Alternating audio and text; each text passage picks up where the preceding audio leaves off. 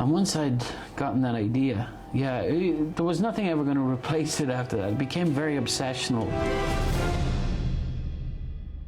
Die Hard has many different things you got to accomplish. It has intense action. It's blown. They shut the garden ring. It has great heart, and it has a lot of humor.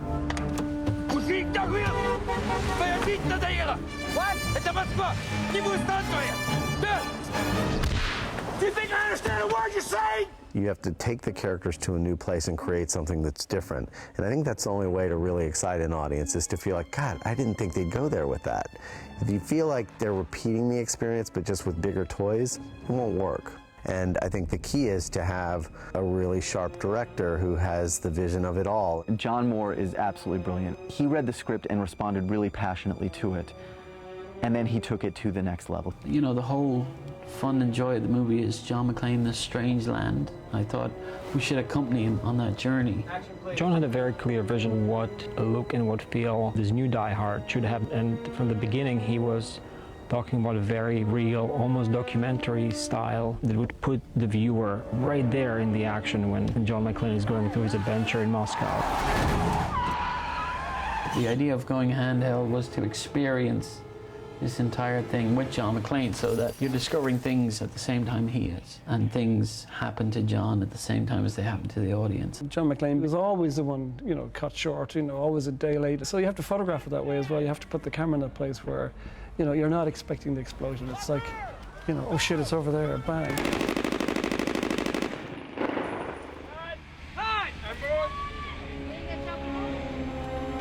Doing everything for real as much as possible has been a big, big thing on this show. No, I keep saying reality is the greatest special effect. You know, it's what the greatest compliment you can give a visual effect is that it looks real. It's what we're chasing all the time. So the approach to this all along was real, real, real. I knew it was going to be big. I knew it was going to be a challenge. And I knew that it was going to cost production an awful lot of money. And it did. You read the script, and it doesn't lay out the car chase in the way that ultimately John and his team have envisioned it. You know, once you look at the previs of the car chase, you know, where they put all these elaborate shots and stunts and gags together, you start to realize the breadth and the scope of it. It's beyond. I mean, it's beyond anything I've certainly done. I think it's really going to be one that goes down, you know, in history as one of the great, great car chases. There's kind of three parts, if you will, almost like a convoy of characters chasing after each other. I mean, it's epic. This is Die Hard. You know, we've got to push the boundary to there and beyond. Hence why we really push that truck chase to the limit. The idea for the car chase itself happened when we were scouting Moscow. We went on to the real life garden ring. This is just a fraction of the garden ring, and this is considered free-flowing traffic. Imagine a car chase through this, just because of the irony. It's the most gridlocked piece of real estate on the planet. If you don't have a good game plan going in, it won't end up working. We got out here in November. We started prepping. We started looking at the chase sequence as it was then, which was enormous. So we started planning out this route, and the route grew and grew and grew, and it suddenly turned into this huge chase sequence. I think it threw up loads of challenges for each department because of the size and the amount of vehicles that we had to have and the amount of destruction. John Moore wanted a really realistic feel to it, so we shot an actual high-speed chase, real crashes, and we had cameras in cars that were crashing and other people's cars as if they were passing by in the traffic and watching the action unfold in front of them. So it was quite unusual. They'd never worked with a second unit before, and it felt difficult and unnatural. I also thought, how come they're getting to do all the fun stuff? But once I'd met Jonathan Taylor, and once he started to show me, I just wanted to, I ended up wanting him to do everything, because he was so good and so inventive and reliable at the same time. You know, it was always a bonus. Jonathan would always get you what you asked for, and then some. So it was Christmas morning every time he'd show you his dailies. I think people are going to be quite surprised by it and excited by it.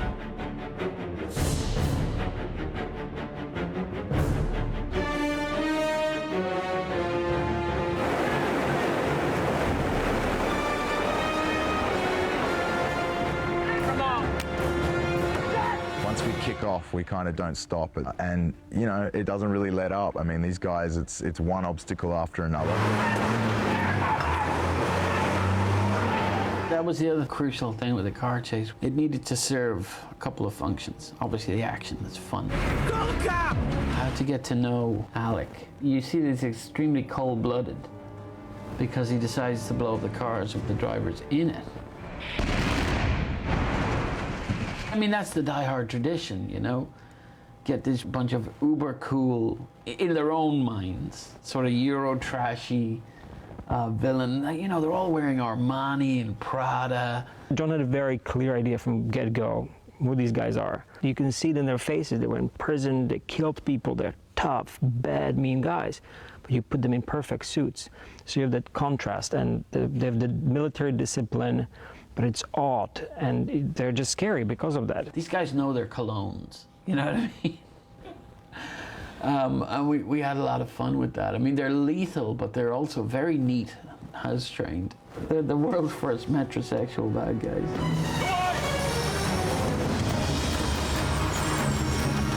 The villain of the show, Alec, drives the MRAP, which is a mine-resistant ambush-protected vehicle, which ultimately is an armored truck.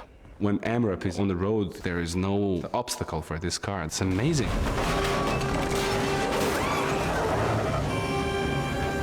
This is based on the Buffalo, which is a real-world armored personnel carrier. The original Cougar weighs anywhere between 24 and 30 tons with all the armour plating on it, which we would have major problems with getting through Budapest, with obviously being overweight for driving through the city. We tried to use the real one, but it was so heavy that it maxed out at about 23 miles an hour, whereas the one we built could get to about 60 miles an hour. And we needed that speed because it'd be a pretty dull car chase at 23 miles an hour.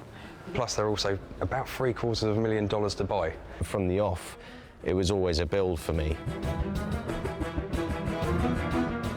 It's Hollywood, so we built 3. It was always going to be tricky when you're throwing these things around and smashing them through cars and traffic and throwing them around the corners. And we had to make sure that it was going to be super strong at the front and reliable. I think it's about 6 tons of steel that's just like something out of a comic book or a cartoon. It's this crazy big bomb-resistant truck that sounds awesome as well.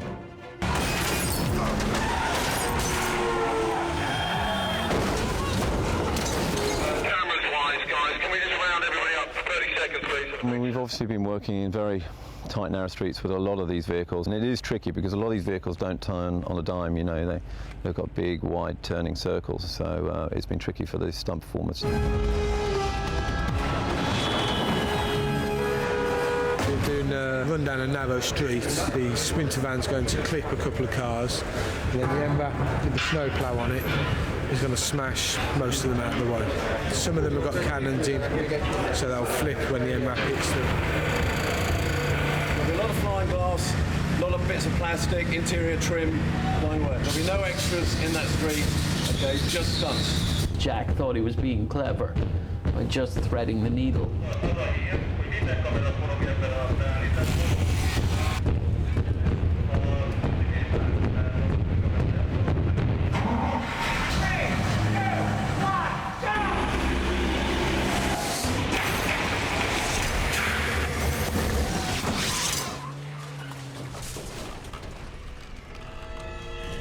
Brilliant.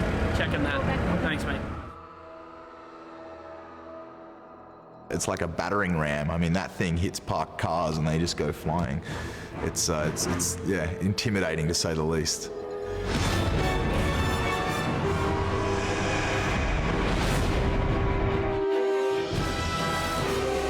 This is a stunt John Moore calls a RPG car roll. He gets shot at RPG, grabs the brake, he spins the Unimog around 360.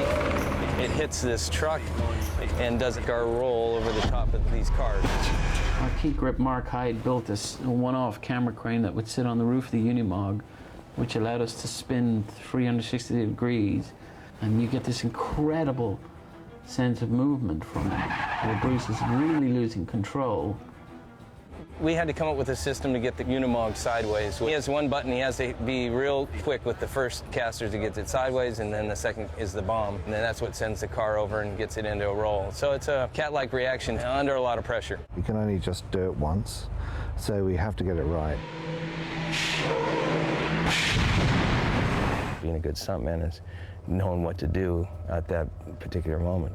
And that's, as a coordinator, that's where you want to surround yourself with those kind of people that you know are going to pull the job off. You get good stuntmen, you'll be okay.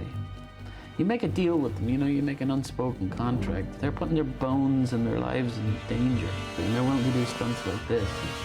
Your half of the deal is you film the hell out of it so that they don't have to do it twice.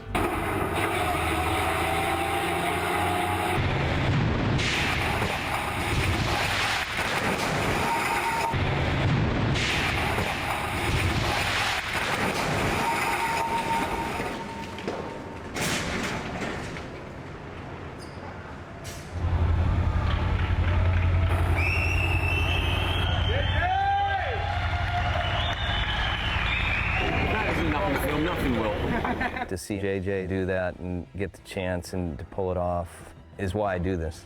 I'm truly, the excitement, the execution, and the result is what I live for. You know, I've seen grown men, big, hard men, grips and stuntmen and special effects guys and women, you know, when they think nobody's looking, fist pump and high five each other, because that's their work.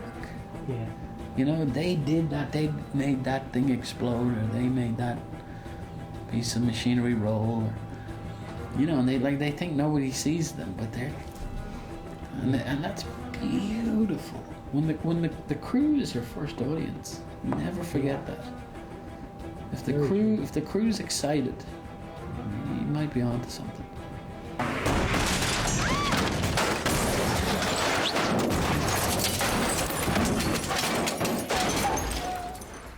We have to do this for real.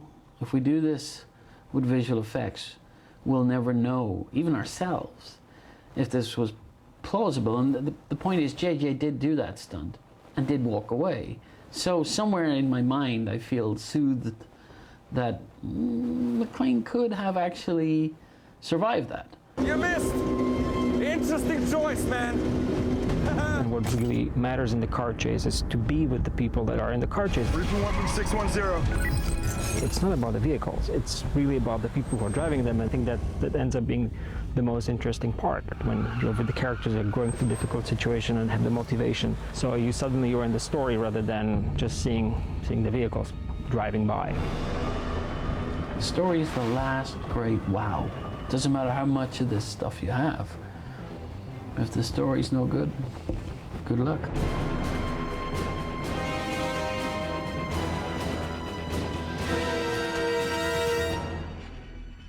When Alec gets bored of losing, he decides to take an alternate route and turns the MRAP into a jumper.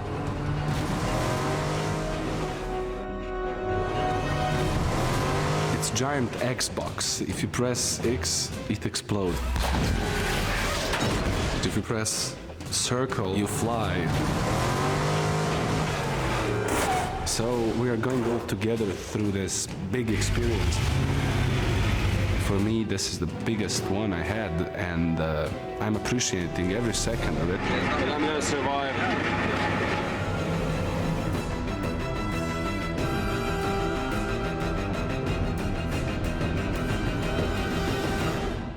We can't do these big car stunts on a normal street. We closed the street down for months.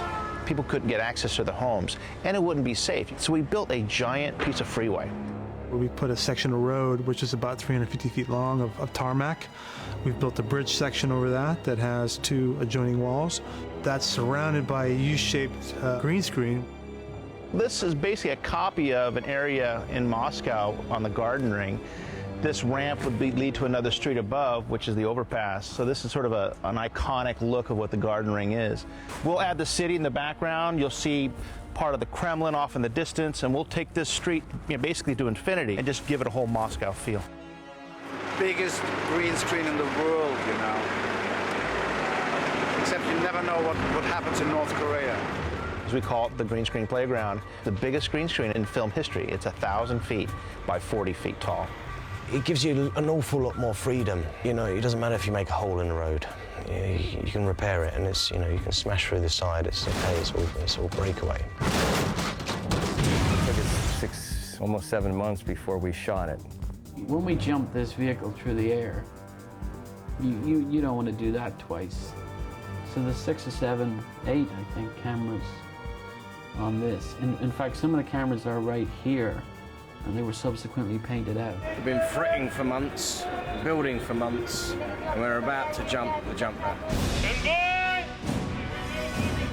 Coming up!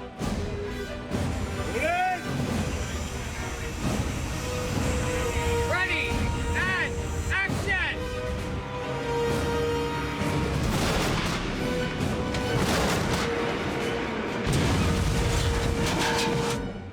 He came off about 15 feet in the air, about 60 feet out, and landed it within inches, which was a great feat in our plan, so.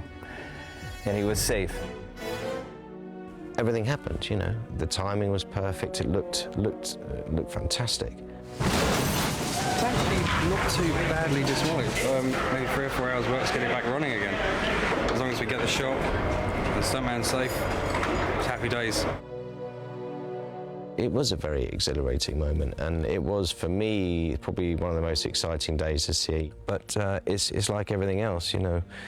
You spend all this time, all these months, working very hard and getting things together, and then it's all over within minutes.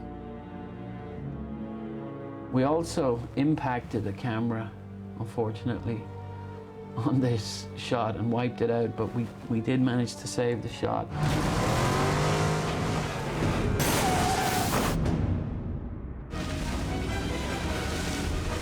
If gridlock was the defining feature of the garden ring, and it seems that all is lost. So what does John McClane do? He doesn't take no for an answer, and instead he decides to drive over the traffic. When John Moore first suggested that on paper, it looked quite tricky because it was quite a long sequence. We thought it was impossible for a long time. We thought it was implausible before we thought it was impossible. But it was difficult because I knew the chase needed a focal point. So the key was, all right, gang, we have to construct this so that somebody can actually drive it. All right, keep it clear. Mind yourself. We've stripped out the interior completely. We took out everything. This is a normal G-Wagon before.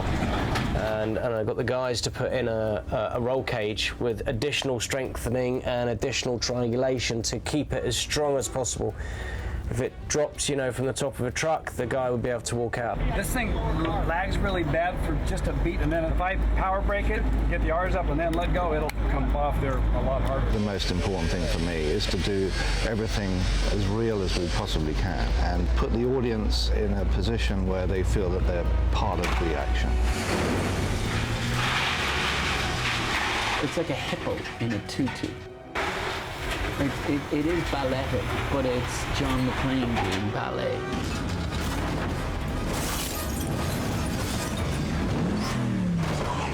It's the Bolshoi's worst nightmare. It's John McClane, you know, trying to step delicately.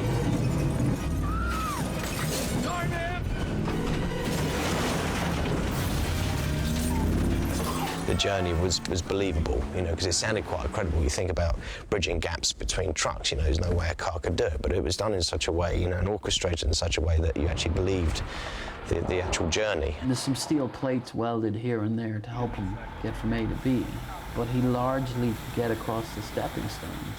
And again, it's that really reassuring feeling of like, all right, it's ridiculous, but could McClane have done it? Probably, yeah, if he was crazy enough to try it. One thing we know about John McClane is that he is crazy enough to try it.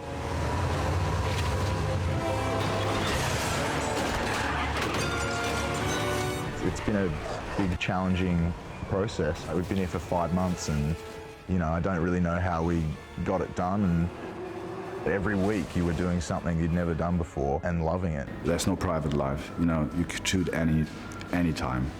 And you're part of it's like a theater group, you know, part of a circus traveling around. And of course I want to have this experience, you know, just to be in such a tremendous movie. 60 Delta, take 2. This character is a dream come true for me, you know, with the physicality and the action. It's just, it's insane. I mean, it blows your mind.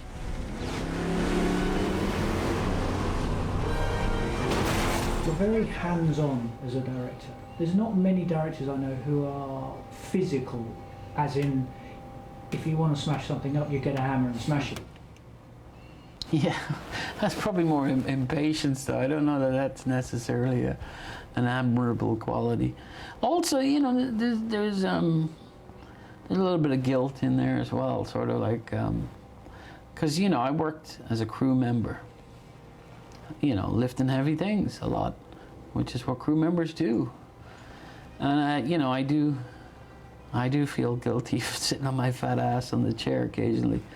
And I do try and lend a hand. Because it also makes you feel that you're not aloof from what's going on. And maybe it gives you a little bit of an appreciation that it's fucking hard work, you know, it's not. It's easy to point and say, make that happen over there, make that happen over there. But unfortunately, you do have to remain a little bit aloof, because if you get too involved, you could get too discouraged by the scale of what you're doing. You know, someone needs to be the dreamer a little bit, you know? Someone needs to be like, yeah, we can do it. Guess who?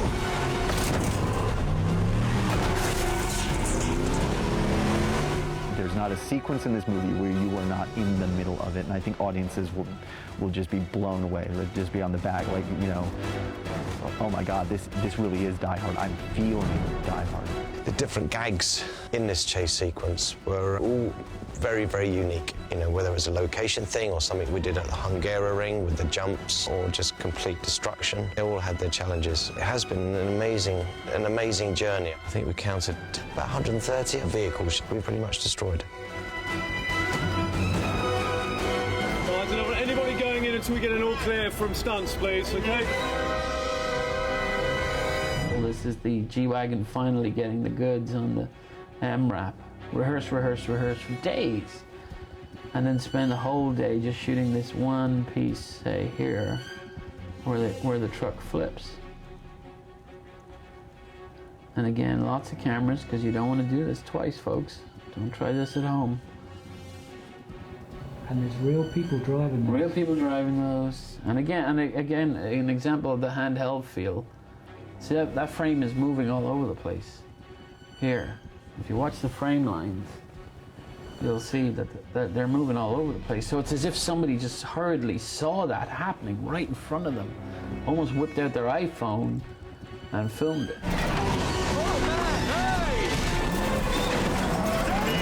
That's your best shot!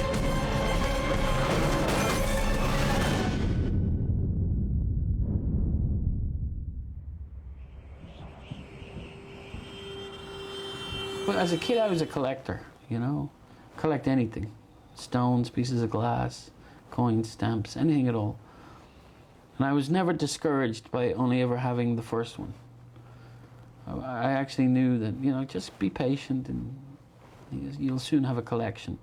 And not a lot has changed. You just collect the shots, one after the other, and have the faith that soon enough you'll have a collection and enough to put a sequence together. Action is editing. It's going to be one of those chases that you remember.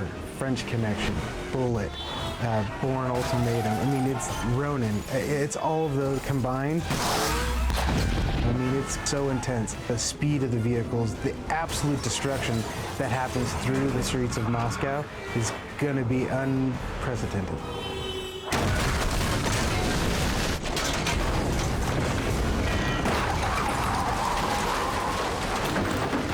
I believe we broke a world record for total gross weight that we flipped. Because what happens, of course, is we flip this truck here, kaboom. You can just see the evidence here of the rams, the cannons that we fired to flip the truck. First time we did it, the truck didn't flip. It took about a month to reset. That's the trouble with doing things for real. When they go wrong, there's hell to pay, but it was worth it because, boy, when it did go, that's a great view of it there. And that's an 18-wheeler up. That's all full scale, no models here, it's all full scale.